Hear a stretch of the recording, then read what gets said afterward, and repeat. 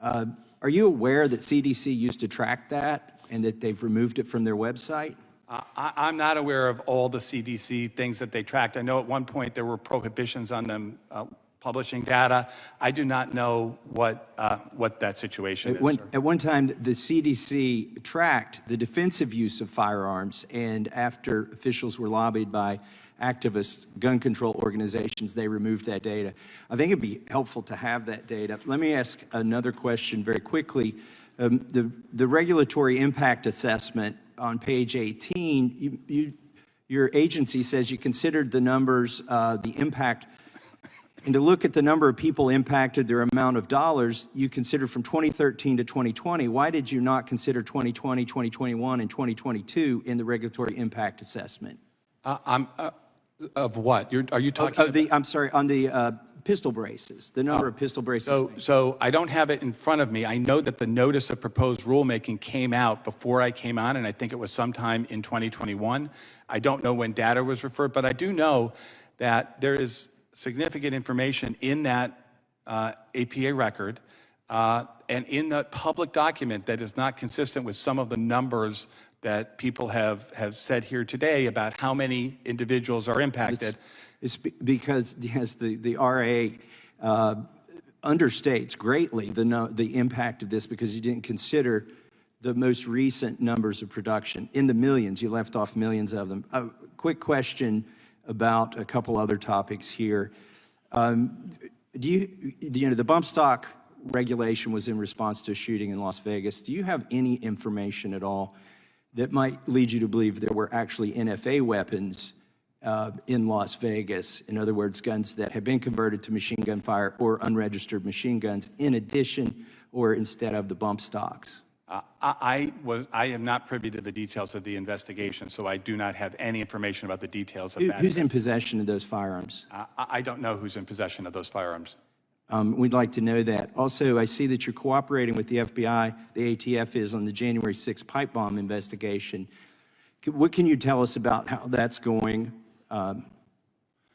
Obviously, that's a significant matter. It is an ongoing criminal investigation, and so I'm not going to comment on an ongoing criminal investigation. Were those pipe bombs operable? Again, the ATF is the expert. Again, it's an ongoing criminal investigation, and under long-standing policy, I cannot comment. And we've just had a whole committee for 2 years that investigated ongoing investigations, so I'm not accepting that answer from you. We need to know these things.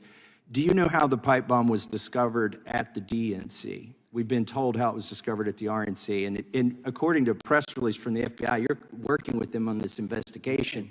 Respectfully, I understand your disagreement, but I cannot comment because it is an ongoing criminal investigation. Well, I think you can comment. Can you tell me, in the time that we have remaining, why a national firearms registry is not only against the law, but also extremely problematic for law-abiding Americans? The reason that a national firearms registry is against the law is because Congress has passed a provision prohibiting ATF from having a national firearms registry. It's against the law, in short, because Congress has determined it's against the law, and we will do and need to continue to follow that law because Congress makes those decisions. If you require millions of gun owners to register firearms simply because they have a piece of plastic, are you circumventing this congressional law against a registry of firearms?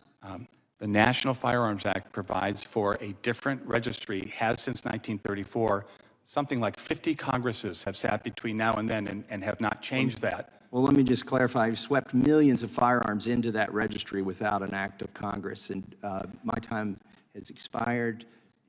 I recognize Ms. Dean from Pennsylvania. Thank you, Mr. Chairman. I, too, want to acknowledge all of the advocates who are here today. I know I see Moms Demand in great numbers. Thank you for your extraordinary patience and tenacity and work. We will get this done. It's just a question of when and how many lives will it take in the meantime. I think we also have Students Demand. I think we even have a survivor of gun violence. We have Brady, we have Everytown, we might have 97%. To all of the advocates, even if you're not a part of one of these groups, I thank you. I think every American citizen is a Mom's Demand. is a dad's demand, is a student's demand. That's who we are. My constituents are talking to me and demanding that we do better, that we do more, that the price of the Second Amendment is not lives. We have to prize life, liberty, and the pursuit of happiness as much as some prize guns. So to the survivor today, thank you for being with us. Thank you for your strength. I met with students this week. I have a advisory committee of high school students. I meet with them quarterly.